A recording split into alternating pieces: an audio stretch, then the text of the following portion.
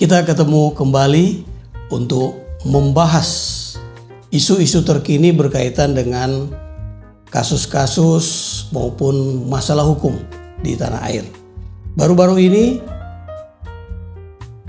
beberapa waktu yang lalu, hari Sabtu 14 Juni 2025, terjadi penembakan terhadap warga negara asing asal Australia di Bali, di sebuah villa Casa Santisya di Mengwi, Kabupaten Badung di Bali.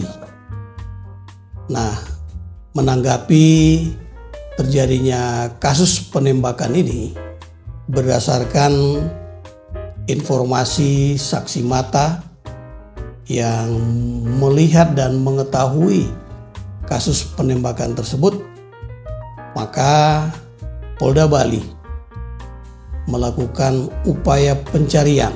Tentu Polda Bali tidak bisa bekerja sendiri, memanfaatkan Criminal Scientific Investigation, maka Polda Bali juga bekerja sama dengan instansi terkait lainnya karena korban adalah warga negara asing dan hasil penelusuran berdasarkan informasi hasil pengolahan tempat kejadian dan juga informasi yang dikembangkan, maka dapat diketahui bahwa korban yang meninggal kemungkinan sangat berkaitan dengan adanya hal-hal yang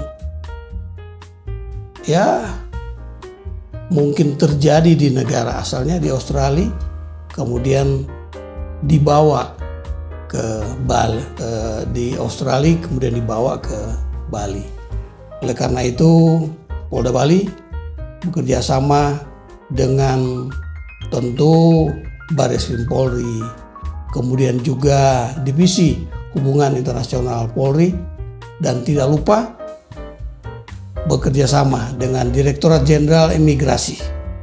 Melalui peran Direktorat Jenderal Imigrasi, maka 3 tersangka yang diketahui berinisial JDF sebagai dalang dari kasus pembunuhan ini bersama-sama dengan 2 pelaku penembakan yang melakukan eksekusi, yaitu MMT dan MC, dilacak keberadaan mereka. Rupanya mereka melakukan pelarian ke arah luar negeri, tapi mengarah ke ASEAN. Sehingga ketika JDF akan melintas melalui Bandara Soekarno-Hatta di Jakarta, peran Direktorat Jenderal Imigrasi melalui pejabat imigrasi di counter Bandara Soekarno-Hatta bisa melacak dan menemukan rencana dari JDF ini akan berangkat ke luar negeri. Tujuannya adalah Thailand dan bisa ditangkap kemudian diserahkan kepada Polda Bali. Berdasarkan pengembangan dari JDF ini, ditemukanlah keberadaan MMT dan MC, yang akhirnya MMT dan MC ini bisa dibantu oleh rekan-rekan yang ada di Bandara Changi, Singapura, kemudian ditangkap. Tentu ini adalah kerjasama internasional di antara kepolisian ASEAN dan juga tentu imigrasi ASEAN. Oleh karena itu, kita melihat bahwa kerjasama antar instansi aparat penegak hukum sangat diperlukan ketika menghadapi kasus-kasus yang terjadi di Indonesia, di mana para pelakunya akan melarikan diri ke luar negeri. Dengan demikian tentu saya salut dan memberikan apresiasi pada Polda Bali dan juga Direktorat Jenderal Imigrasi.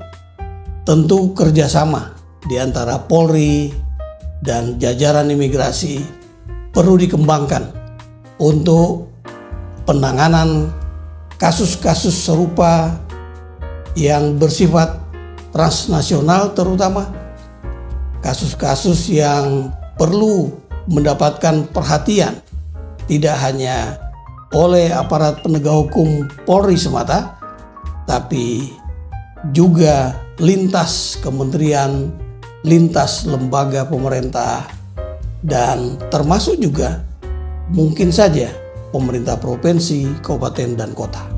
Kita ketemu untuk diskusi masalah-masalah hukum dan isu-isu terkini pada kesempatan berikut.